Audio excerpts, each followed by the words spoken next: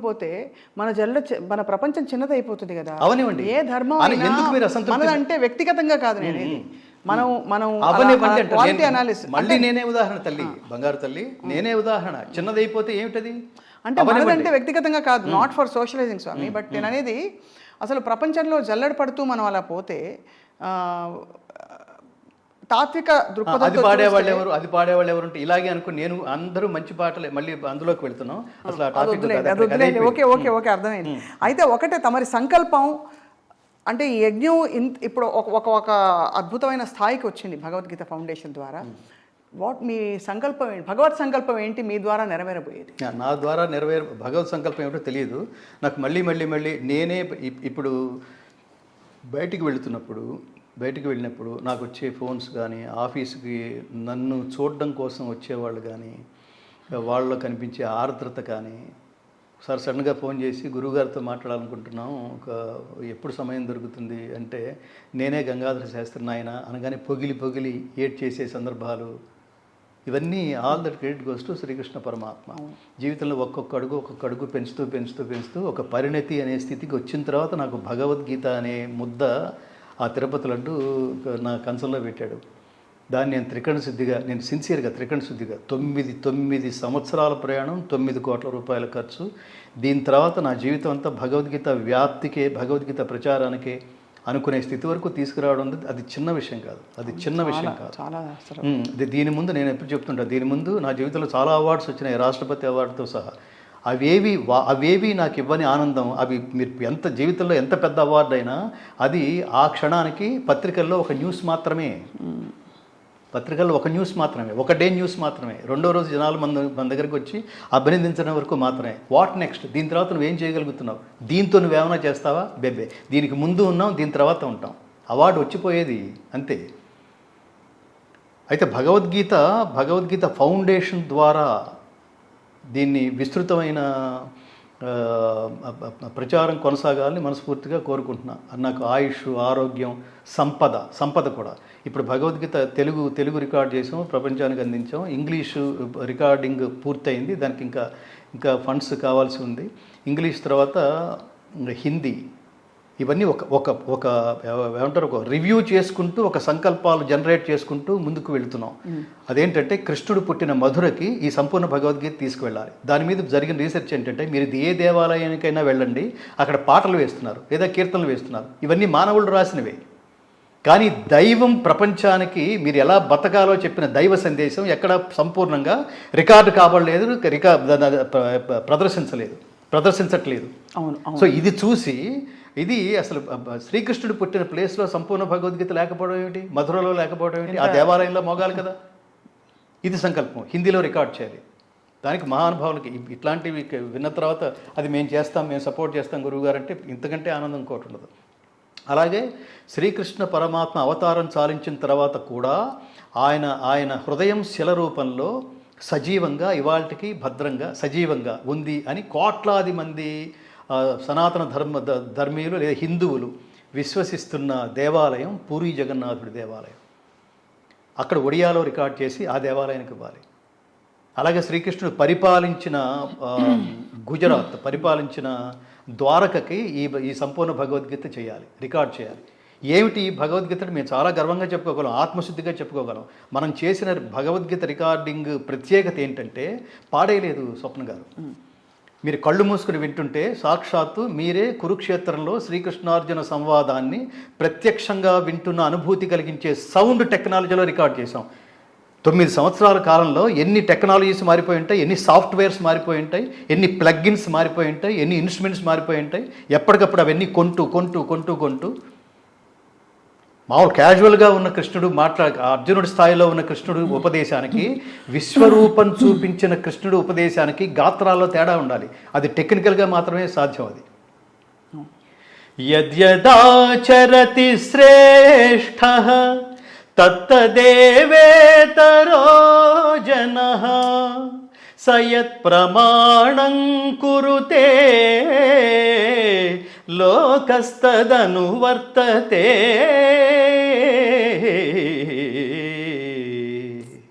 ఇది ప్రశాంతంగా ఉపదేశం స్థాయి కృష్ణుడు మాట్లాడుతున్నది. అదే విశ్వరూపం చూపించిన స్థాయి కృష్ణుడు మాట్లాడాలంటే అది ఈ గొంతు సరిపోదు. అది కాలోస్మి లోకక్షయకృత్ ప్రవృద్ధో లోకాన్ సమాహర్తుమిహ ప్రవృత్తః ఋతే పిత్వా న భవిష్యంతి సర్వే ఏవ స్థితాః ప్రత్యనీకేషు యోధాః తస్మాత్త్వముత్తిష్ఠ యశో లభస్వ జిత్వా శత్రూన్ భుంక్ష్వ రాజ్యం సమృద్ధం మయైవైతే నిహతాః పూర్వమేవ నిమిత్తమాత్రం భవ సవ్యసాచిన్.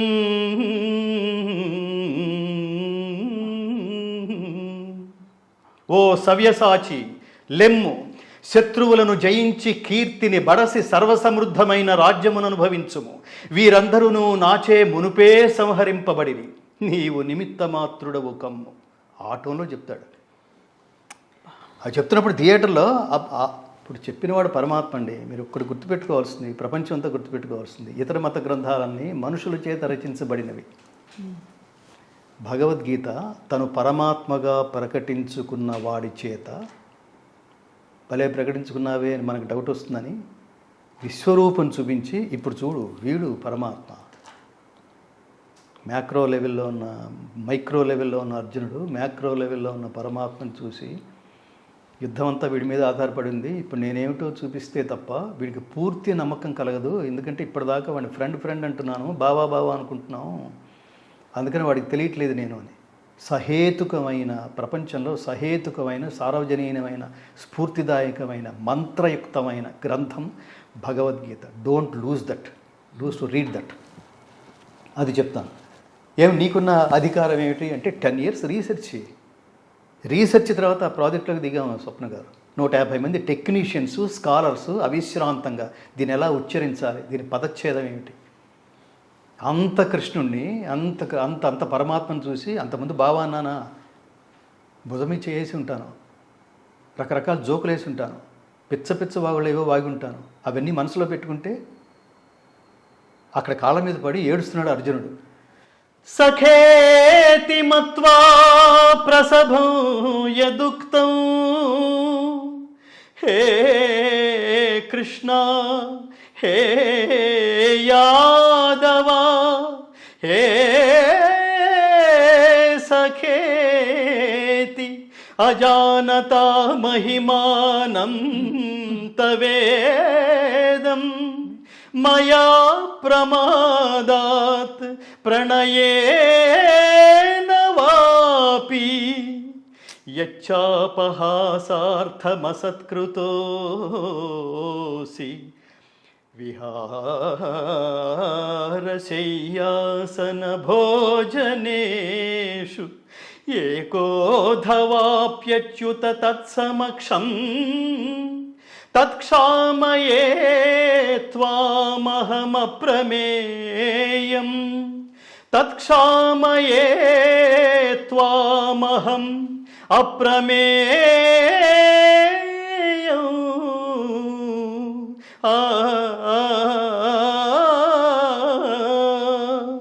అచ్యుత, నీ మహిమను గుర్తింపజాలక నిన్ను నా సఖునిగా ఎంచి చనువు చేత ఓ కృష్ణ, ఓ యాదవ, ఓ మిత్రమా అని పొరపాటున అలక్ష్యముగా సంబోధించి ఉంటిని. విహారశయ్యాసన భోజన సమయములలో గాని, ఏకాంతమున గాని, అన్యుల సమక్షమున గాని పరిహాసము కొరకు నిన్ను కించపరచియున్నచో ఆ అపరాధములన్నింటినీ క్షమింపుము. ఓ అప్రమేయ, నా అపరాధములన్నింటినీ నీవు క్షమింపుము పరమాత్మ.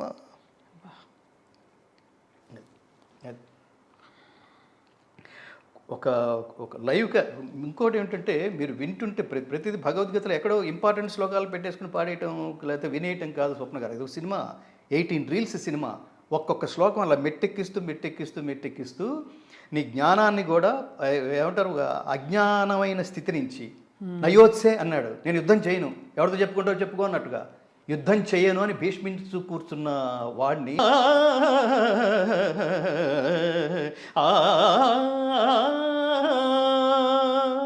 నాకు 3 పోయినాయి కృష్ణ పరమాత్మ. ఒకటి నష్టో మోహ, మోహం అజ్ఞానం పోయింది. నీ భగవద్గీత వినడం వల్ల నష్టో మోహ అజ్ఞానం పోయింది, జ్ఞానం లభించింది. స్థితోస్మి గత డౌట్స్ అన్నీ పోయినాయి. ఇప్పుడు నువ్వేం చెప్తే అది నేను చేయడానికి సిద్ధంగా ఉన్నా. అర్జునుడు అంటే తత్తుల్యుడు, కృష్ణుడు పక్కనేసుకుని తిరుగుతున్నాడంటే, ఫ్రంట్ అంటున్నాడంటే మనకి ఆయన జీవాత్మ పరమాత్మ లాగా అట్లా సెపరేట్గా కనిపిస్తున్నారు. ఇద్దరూ ఒకడే భుజం మీద అంటే ఇంకేంటి అర్థం? పరమాత్మకి తత్తుల్యుడు కాకపోతే స్నేహితుడుగా ఎలా పిలుస్తాడు అర్జునుడిని? అలాంటి వాడిని ఇప్పుడు చెప్పు అంటే ఇకేంటి ఏమైంది నీకు అర్థమైందా అన్నాడు. అప్పుడు అన్నాడు అర్జునుడు, నష్టో మోహ స్మృతిర్లబ్ధ పరమాత్మ త్వత్ప్రసాదాన్మయాచ్యుత స్థితోస్మి గత సందేహ కరిష్యే వచనం తవ. నువ్వు ఏం చెప్తే అది ఇప్పుడు చేయడానికి సిద్ధంగా ఉన్నాను. మొట్టమొదటి అధ్యాయంలో ఏమన్నాడు? నయోత్సే, నేను యుద్ధం చెయ్యను అన్నవాడు ఈ బోధంతా విన్న తర్వాత ఎక్కడ యుద్ధం చేయాలో అక్కడ యుద్ధం చేయాలి, అక్కడ చేశాడు. అంటే దాని అర్థం ఏంటంటే భగవద్గీత ఖచ్చితంగా జ్ఞాన గ్రంథం. నీకు క్లారిటీ ఇచ్చే, మీరు ఇంటర్వ్యూకి ముందు గొప్ప మాట అన్నారు, అదంటే సంస్కారం లేకపోతే ఇట్లాంటి పదాలు రావు. స్వప్న గారు ఆ పదం ఏంటంటే క్లారిటీ అన్నారు చూడండి. అసలు భగవద్గీతే క్లారిటీ. నువ్వేమిటో క్లారిటీ లేనంత కాలం ఎవడు ఎట్లాగితే అటు వెళ్ళిపోతుంటాం, ఏది నచ్చితే అటు వెళ్ళిపోతుంటాం. కాదు, ఒక దాని మీద కాన్సన్ట్రేట్ చెయ్యి. అదే ఆత్మజ్ఞానం అని. అది ఖచ్చితంగా ఆత్మ అంటే ఇక్కడ ఆత్మజ్ఞానం అంటే ఆత్మ అంటే పరమాత్మ అని అర్థం. పరమాత్మ జ్ఞానం అంటే పరమాత్ముడు ఉన్నాడని తెలుసుకుని ఆ పరమాత్ముడి ఆశీస్సులు పొందటం. దాని పేరు శాశ్వత ఆనందమయ స్థితి అయిన మోక్షం. అది ప్రాప్తించాలంటే ఇంకా నువ్వు అక్కడక్కర్లేదురా, నువ్వు వచ్చేసేయి, కమ్ హియర్ అని పరమాత్మతో అనిపించుకోవడం కోసం ఏ కర్మ చేయాలో అది చేస్తే అది మోక్షానికి దారి తీస్తుంది. ఇది తెలుసుకోవడం ఆత్మజ్ఞానం. ఈ ఆత్మకి లౌకికమైన అర్థం ఏమిటంటే, ఆత్మ అంటే శరీరం కూడా. వాడు ఆత్మహత్య చేసుకున్నాడు అంటే ఆత్మని ఎవడో హత్య చేయలేడు, వాడి శరీరాన్ని పడగొట్టుకున్నాడు అని అర్థం. ఇక్కడ ఈ శరీరం ఏమిటి, ఈ జన్మ ఏమిటి, ఇది దేనికోసం, ఏం పని చేయాలి, ఎంతమందిని ఇన్స్పైర్ చేయాలి, పుట్టినందుకు అసలు నువ్వు సాధించవలసింది ఏమిటి, ఇటు తల్లిదండ్రులు అటు సమాజం ప్రతి చోట బాధ్యత ఉంది. పెంచిన తల్లి ప్రాణత్యాగం నేను కనడం కోసం ప్రాణత్యాగం చేసిన తల్లి, ఆస్తి అంతా నీకు రాసిచ్చేసిన తండ్రి, ఆయన కూడా తెలివితేటలు, కాలం, కష్టం, రక్తం, చెమట అన్నీ డబ్బుగా మార్చి నువ్వు ఎదగటానికి కదా ఉపయోగించింది. మధ్యతరగతి వాళ్ళకి ఇంకా చెప్తున్నాను, పాప ఎన్ని కోరికలను పోస్ట్పోన్ చేసుకున్నారో ఈ తల్లిదండ్రులు నీకోసం. నాన్న లగ్జరీలో బతకు, నెససరీలో బతుకు పిల్ల చెప్పి ఇంత తర్వాత నీకు ఉపదేశించిన, నీకు జ్ఞానం ఉపదేశించిన, విద్య ఉపదేశించిన గురువు మర్చిపోకు. నువ్వు నడవడానికి నీకు భూమి ఇచ్చింది నీ కన్న తల్లి, ఏ ఊళ్ళో అయితే పుట్టావో ఆ ఊరిని మర్చిపోకు. వీళ్ళందరికీ వాళ్ళ అకౌంట్లు సెటిల్ చేసి వెళ్ళిపోవాలి. నాన్న అమ్మ రుణం తీర్చుకో, నాన్న రుణం తీర్చుకో, ఆచార రుణం తీర్చుకో. ఈ రుణం తీర్చుకోవడానికి మళ్ళీ మార్గాలు ఏమిటంటే, వీళ్ళు ఏమి ఇచ్చినా తీసుకోరు, వీళ్ళు ఇచ్చేసే వాళ్ళ తప్ప తీసుకునే తత్వాలు కాదు. కానీ త్రూ యువర్ అచీవ్మెంట్స్. మా అమ్మ నాన్నగారిని, దానికి మళ్ళీ నేను ఉదాహరణ చెప్తాను. మా అమ్మ నాన్నగారు ఈ గవర్నర్ నరసింహన్ గారు, అలాగే మీరు ఇందాక చూసిన దీంట్లో ఒక అబ్దుల్ కలాం గారు, మీ తల్లిదండ్రులు ఎక్కడ అని అడిగారు వాళ్ళు. అది సంస్కారం. ఇంతటి ప్రయత్నం చేసి తన గొంతుని ఇతరత్ర కోట్లు సంపాదించడానికి ఉపయోగించకుండా ఇంతటి గొప్ప గ్రంథాన్ని ప్రపంచానికి అందించి ఇన్స్పైర్ చేయడం కోసం తన జీవితాన్ని కేటాయించే సంస్కారం ఇచ్చిన మీకు ముందు నమస్కారం, తర్వాత గంగాధర శాస్త్రి గారికి అన్నారండి. ఇంతకంటే తల్లిదండ్రులు వాళ్ళు ఏడుస్తున్నారు అక్కడ, కళ్ళ నిండా నీళ్లు. ఇంతకంటే ఏమన్నా కావాలా? అబ్దుల్ కలాం గారితో వాళ్ళు ఫోటోలు దిగారు. ఆయన ఇద్దరు పక్కన తీసుకుని వాళ్ళతో ఫోటో ఇస్తున్నాడు ఆయన. ఇంతకంటే ఏమన్నా ఇవ్వగలవా? ఇది దేంతో మాదాపూర్లో 10 ఎకరాలు కొనిపెడితే ఆనందిస్తారా వాళ్ళు? ఇంతకంటే ఆనందం వస్తుందా? నేను ప్రతి బిడ్డకి అది చెప్తున్నాను, మీకు రెస్పాన్సిబిలిటీ ఉంది నాన్న. కష్టపడి నిన్ను ఇష్టపడి కష్టపడి ప్రేమతో సంస్కారవంతులుగా నిన్ను పెంచినప్పుడు సమాజం అంతా నిన్ను దాటుకుని అమ్మా నాన్న దగ్గరకు వచ్చి కాళ్ళకి నమస్కారం చేసి, ఎంత గొప్ప కొడుకుని ప్రపంచానికి అందించావు తల్లిదండ్రులారా, ఎంతటి గొప్ప తల్లిని ప్రపంచానికి అందించారు తల్లిదండ్రులారా అని మెచ్చుకోగలిగే పని మెకానికల్గా చేయకండి, డబ్బు కోసం చేయకండి, టైంపాస్ కోసం చేయకండి. అలా అందించగలిగితేనే, తల్లిదండ్రుల కళ్ళలో అది ఆనందం చూడగలిగితేనే, ఇవ్వగలిగితేనే అది జన్మ. అది చెప్తాను నేను పిల్లలకి. భగవద్గీత నాకు ఇచ్చింది అదే. నేను చెప్పగలిగే అర్హత ఎందుకు వచ్చిందంటే నేను ఆచరించగలిగాను కాబట్టి, నేను ఇవ్వగలిగాను కాబట్టి. ఖచ్చితంగా. యద్యదాచరతి శ్రేష్ఠ తత్తదేవేతరో జనః సయత్ ప్రమాణం కురుతే. నువ్వు అసలు ఇన్స్పైర్ చేయకపోతే ఎవరిని, మా టీచర్ చెప్తుండేవాడు, నువ్వు చచ్చిపోయే లోపల ఎవడో సార్ మీ ఇన్స్పిరేషన్తో నేను ఇవాళ ఈ స్థితిలో ఉన్నానని ఒక్కడు కూడా నిన్ను ఈ జీవితం మొత్తం మీద నిన్ను అందరినీ దాటుకుంటూ నీ ఫోన్ నెంబర్ తెలుసుకుని నీ వెతుక్కుని నీ దగ్గరికి రాకపోతే అసలు అది జన్మే కాదు రాపో యూజ్లెస్ ఫెలో అట్లా తిరుగుతూ చెప్పేవాడు మా టీచర్. అలా తిరుగుతూ చెప్పేవాడు. పిల్లలకి అది చెప్పాలి. భగవద్గీతలో ఇదంతా ఉంది అంతే తప్ప అదేదో వేదాంత గ్రంథమో రిటైర్మెంట్ గ్రంథమో తర్వాత చూసుకుందాం లేను కాదు. చెప్పినవాడు దేవుడు, విన్నవాడు ఎవడో భక్తుడు. సో మనకి ఇంకా ఆ ఏజ్ రాలేదనుకున్న వాళ్ళు చేసి అసలు భగవద్గీత ఉన్నదంతా అదే. ఉన్న జీవితాన్ని సద్వినియోగం చేసుకో, అదే భగవద్గీత. ధర్మంగా నడువు, అదే భగవద్గీత. కర్మ అంటే దాంతో మమేకమై చెయ్యి, అదే భగవద్గీత. ఈ నువ్వు చేసే కర్మ వేదోక్తమైన కర్మలు మాత్రమే కర్మలని చెప్పబడుచున్నవి. వేదం ఏం చెప్తుందంటే లోకహితం కోసం బతుకునాన్న, అందులో ఉన్న ఆనందం ఇంకెందులోనూ ఉండదు. ఆ లోకహితం కోసం చేసే పనికి ఎక్స్పైరీ డేట్ ఉండదు, ఆ పని చేసే వాడికి కూడా ఎక్స్పైరీ డేట్ ఉండదు. ఇవన్నీ వదిలిపెట్టేసి అర్జెంటుగా డబ్బు వచ్చే పని చేయడం ఏంటి? నేను ఇందాక చెప్పాను, డబ్బు సుఖాన్ని ఇస్తుంది కానీ శాంతినివ్వదు. అవును, సుఖమే ఇస్తుంది, శాంతినివ్వదు. డబ్బు అన్నీ ఇచ్చేటైతే కరోనాలో అంతమంది పోరు కదా. నా దగ్గర చాలా డబ్బు ఉంది, బతికించండి డాక్టర్ అని అన్నవాళ్ళు ఉన్నారు. ఆక్సిజన్ లేక చచ్చిపోయారు, సరైన సమయానికి ఆక్సిజన్ అందక చచ్చిపోయారు. డబ్బు ఎంతున్నా అది రోడ్డు మీదే ఉంది. ఇవి వేదాంత వాక్యాలాగా అనిపిస్తాయి, కానీ అలా ఖర్చు పెడుతున్న వాళ్ళు కూడా డబ్బు బాగా సంపాదించండి, దాన్ని సద్వినియోగం కూడా చేయండి. అవును, లోక శ్రేయస్సు కోసం యజ్ఞదాన తపః కర్మ నత్యాజ్యం కార్యమేవ తత్ యజ్ఞోదానం తపశ్చైవ పావనాని మనీషిణాం. యజ్ఞదాన తపః కర్మ నత్యాజ్యం కార్యమేవ తత్. జీవితంలో ప్రతి మనిషి జీవితంలో మూడింటిని